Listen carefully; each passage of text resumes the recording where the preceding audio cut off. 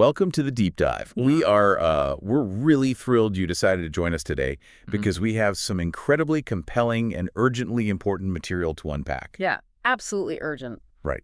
If you've been following the news over the last few days, you already know the geopolitical landscape has just experienced, well, a seismic shift. To put it mildly. Exactly. We are looking closely at the events of late February and early March of 2026 because the entire world is currently watching the immediate explosive fallout of the United States and Israeli military strike on Iran. The assassination of top Iranian leadership. And the shockwaves rolling across the globe right now. It's just a phenomenal amount of information to process. And the fog of war is incredibly thick right now. It really is. So today we are relying on a highly detailed breakdown provided by a YouTube channel called the Economic Informant Plus. Right, they did a massive deep dive of their own. They compiled a huge amount of reporting, historical analysis, and economic data into this single comprehensive transcript, and it attempts to map out exactly how we got here. And more importantly, what happens next. Exactly. But before we go a single step further, I need to pause and make something crystal clear to you, our listener. Yes, this is vital. The source material we are examining today contains highly politically charged content. It involves the current administrations, the leaders, and militaries of the United States, Israel, Iran, and several other nations. And we need to state for the record. Right. Let me state for the record that neither of us sitting at this table is taking a side. Not at all. We are not endorsing the viewpoints. We're not endorsing the military strategies or the political positions of any party mentioned in this material. Our sole mission today is to impartially report, unpack, and convey the ideas and facts exactly as they're presented in the original source material. Exactly. We are here to help you understand the information, not to judge the politics. That is the mandate. And our goal for today's deep dive is to move beyond those flashing breaking news headlines. We want to explore the strategic logic. Or lack thereof. Right, the lack thereof behind this massive military action. We are going to examine the historical parallels that analysts are drawing and trace the massive economic domino effect that is currently rippling out and impacting your world. Okay, let's unpack this.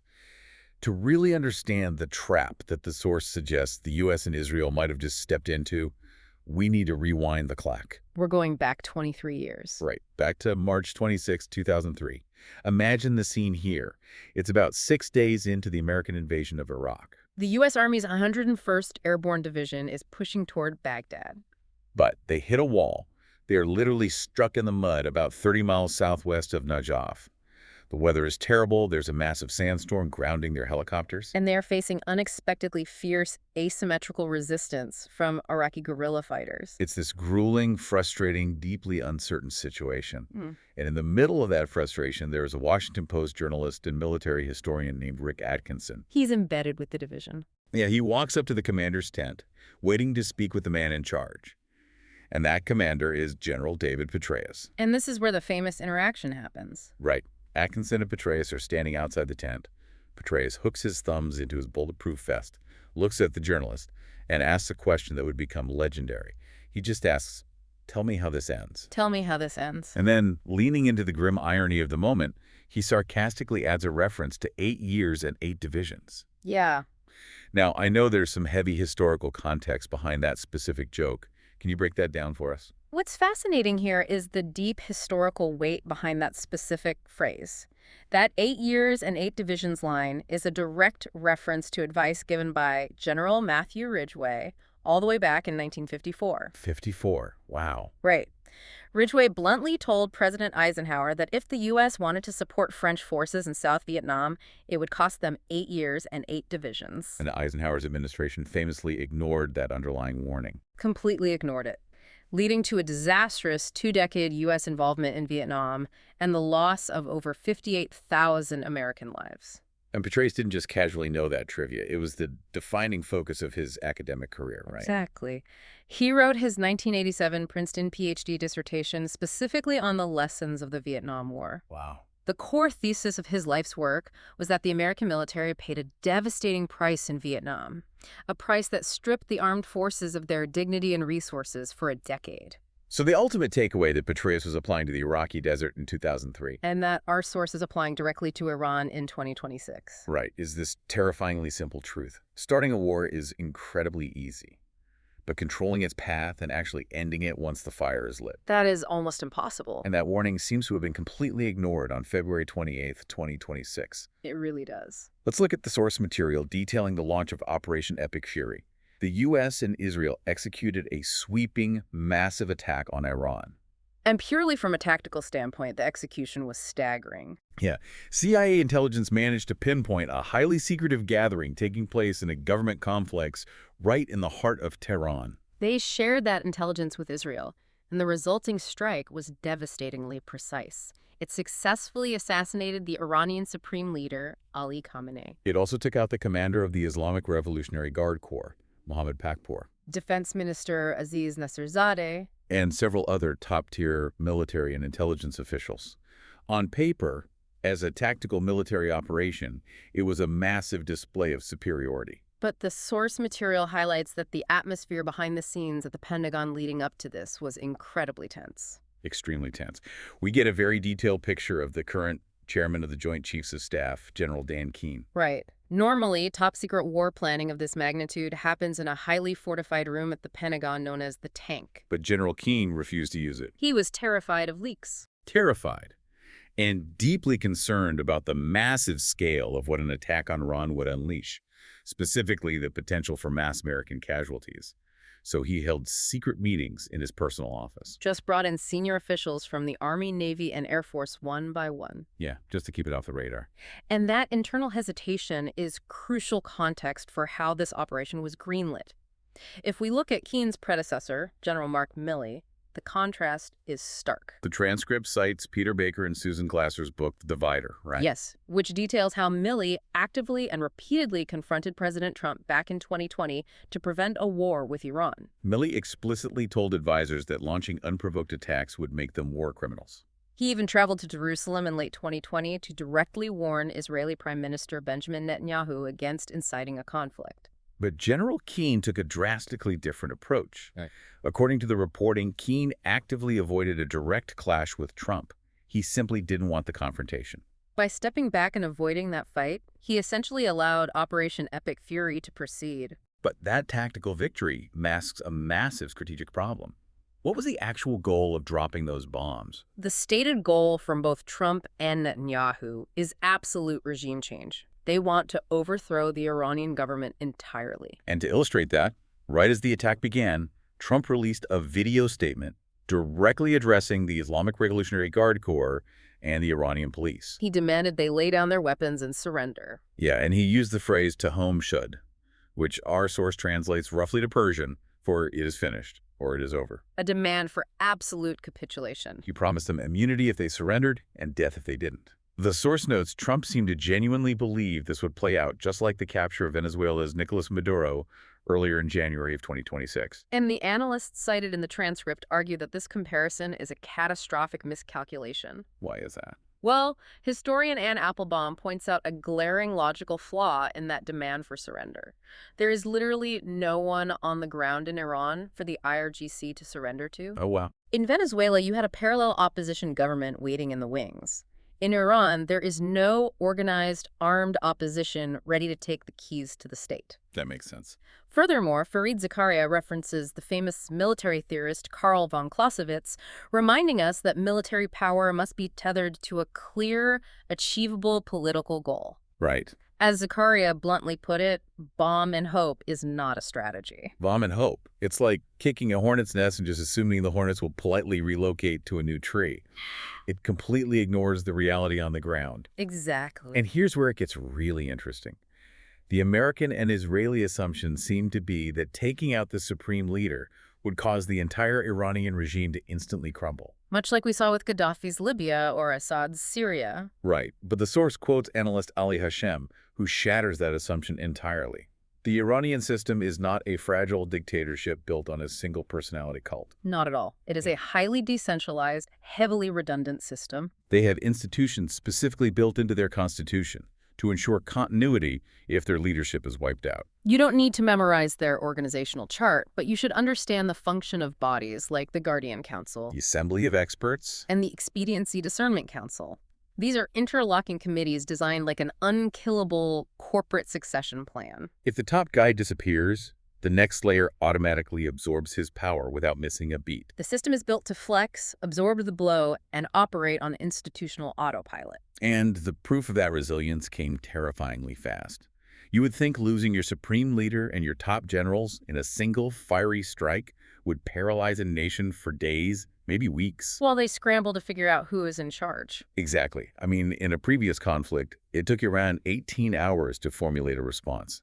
This time, within just 2 hours of the U.S.-Israeli strike, the Iranian Revolutionary Guard declared Operation True Promise 4. A 2-hour turnaround is a massive indicator. It tells military intelligence that the response was entirely pre-planned. It was authorized in advance. Meaning local commanders required absolutely no top-level green light from Tehran to start firing. And the scale of Operation True Promise 4 was unprecedented.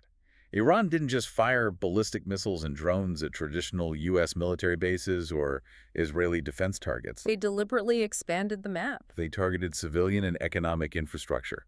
We're talking residential buildings, luxury hotels, major ports, and international airports. Across 6 Arab Gulf countries? As well as in Iraq and Jordan. If we connect this to the bigger picture, this isn't just blind retaliation. It's a highly calculated strategic expansion. By targeting the civilian and economic infrastructure of the Gulf states, Iran is attacking the region's most valuable asset. Its security and stability. And Iranian Foreign Minister Abbas Araqi was completely transparent about this tactic.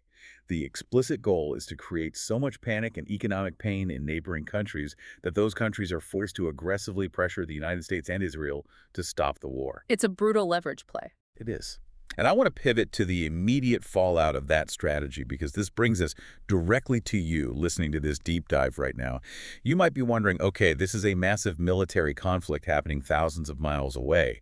Why does this immediately impact my daily life? The answer boils down to 3 words: global energy and economy. The economic earthquake triggered by this conflict is instantaneous, and it is global. And naturally, the immediate flashpoint for this earthquake is a narrow strip of water called the Strait of Hormuz. We all know how vital that chokepoint is to the global supply chain, but the source details the sheer mathematical terror of it actually closing. Almost immediately, the IRGC officially closed the strait to all shipping traffic. Right now, there are over 200 massive tankers carrying crude oil, liquefied natural gas, and petroleum products just stalled. It is a traffic jam of floating bombs, terrified to move. Can you walk us through the volume of energy we were actually talking about here? To understand the gravity of a 200-ship backlog, look at the daily flow. We're talking about 20 million barrels of oil moving through that strait every single day. 20 million. That represents roughly 20% of the entire global oil supply and a full 25% of the world's sea-based oil trade. It's just staggering. You also have 20% of the world's liquefied natural gas exports moving through those same waters. In monetary terms, that single strait handles about $500 billion worth of global energy. Choking that off is like putting a tourniquet on the global economy's neck. Exactly. I was looking at the maritime insurance data in the report, and the numbers are just wild. I couldn't quite wrap my head around the scale of the panic. How bad is it for these shipping companies trying to navigate this? It is absolute paralysis. International insurance companies sent out immediate notices, completely canceling war risk coverage for any tankers passing through the strait. Completely canceling it. For the very few companies still willing to insure these vessels, the premiums are skyrocketing. The transcript notes an expected 50% spike in insurance costs. So to put that in perspective, if you are sailing a ship worth $100 million, your insurance premium just jumped from $250,000 to $375,000 literally overnight. and that exorbitant cost gets passed directly down the supply chain. Inevitably landing on the consumer. And the disruption isn't just about ships being too expensive to insure or too afraid to move. We are seeing direct, kinetic hits on critical energy infrastructure. Yes, in the early days of March, shrapnel from intercepted drones damaged Saudi Aramco's Ras Tanura refinery. And that is no small facility. It is one of the largest in the Middle East. Aramco had to halt some operational units there, instantly threatening its capacity of 550,000 barrels a day. That single hit triggers a cascading reaction, because right next door, Qatar Energy was forced to completely halt liquefied natural gas production at its Ras Laffan facility after drone attacks in their airspace. Ras Laffan is responsible for about a fifth of global natural gas supplies. The second that news hit the wire, European gas futures instantly spiked by 50%. And Israel is also feeling the immediate energy squeeze from their own actions.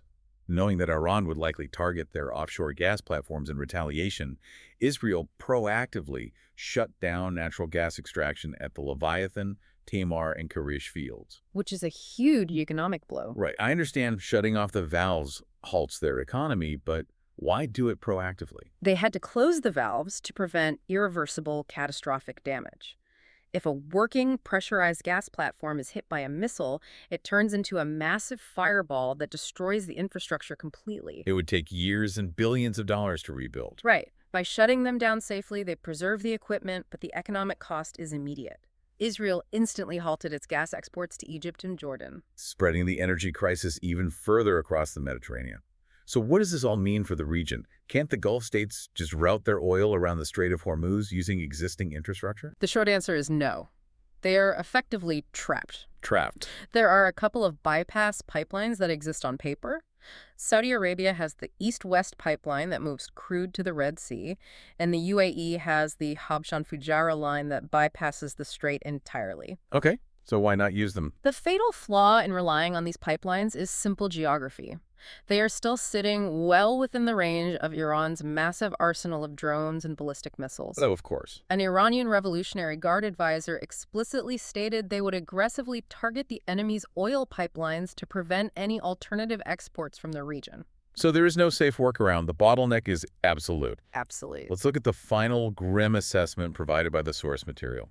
Despite the overwhelming pinpoint precision of the initial American and Israeli strike. Despite taking out the Supreme Leader and top generals? Right. The U.S. and Israel find themselves stuck in the exact trap General David Petraeus warned about in 2003. They knew exactly how to start the war, but they appeared to have no viable strategy to end it. And the adversary's perspective on this is chilling. On day 2 of the conflict, Iranian Foreign Minister Abbas Araghchi posted a tweet that perfectly encapsulates their mindset. He wrote that Iran has spent 2 decades studying the defeats of the U.S. military in the regions east and west of their borders. He stated that taking out their capital or their leaders does not affect their ability to wage war because they utilize a decentralized mosaic defense. Decentralized mosaic defense. Can you clarify what that actually looks like on the ground? It means their military isn't a top-down hierarchy that collapses if you cut off the head. It is composed of small, highly autonomous units, a mosaic of independent cells. That are trained and supplied to fight on their own without needing a central command to tell them what to do. Exactly. Because of the structure, Araghchi ended his tweet by stating that they, not Washington or Jerusalem, will decide when and how this war ends. Wow. This raises an important question, one that expands far beyond just this specific conflict in the Middle East. Where is this heading? Well, as our global supply chains become increasingly hyper-connected, and as modern militaries rely more and more on decentralized, AI-integrated networks, rather than single human commanders, is the traditional decapitation strike completely obsolete. That's a fascinating point. The entire premise of Operation Epic Fury was that cutting off the head of the snake would kill the body.